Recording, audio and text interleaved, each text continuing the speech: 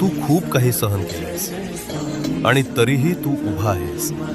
हेच तुझं खरं सामर्थ्य आहे. जे तुटलं ते तुला कमकुवत नाही तर शहाणं बनवतं. जे झालं नाही त्यासाठी स्वतःला दोष देऊ नकोस, कारण योग्य वेळ नेहमी योग्य उत्तर घेऊन येते.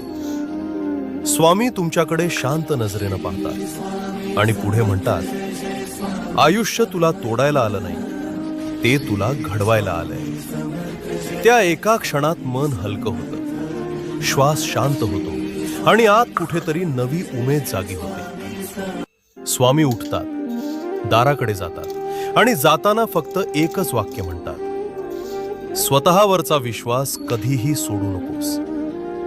दार बंद होतं, पण मनातली शांतता आता उघडली. आणि जर आजही तुम्ही उभे आहात तर हे समजा, तुमची कथा